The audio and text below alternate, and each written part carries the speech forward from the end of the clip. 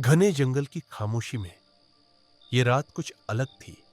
आसमान में चांद पर ग्रहण लग चुका था और धुंधली चांदनी जैसे धरती से रूठ गई हो।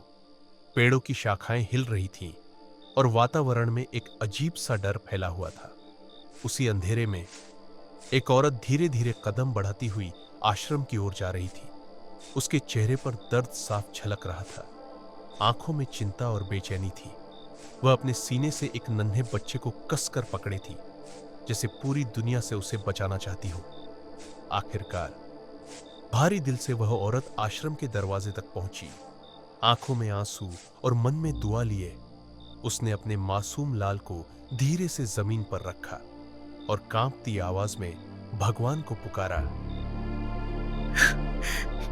हे प्रभु, इस अंधेरी रात में मैं अपने लाल को तेरी शरण में छोड़ रही हूँ।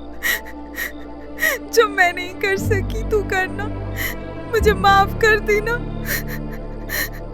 मेरे बच्चे तेरी माँ मजबूर है।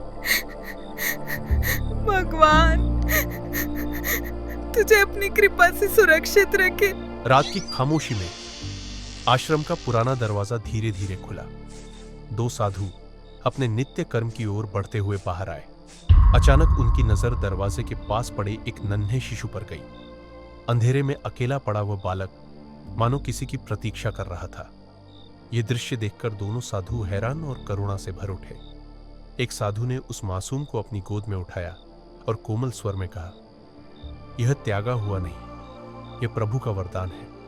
आज से इसकी रक्षा, इसका पालन पोषण और इसका भविष्य सब हमारी जिम्मेदारी है।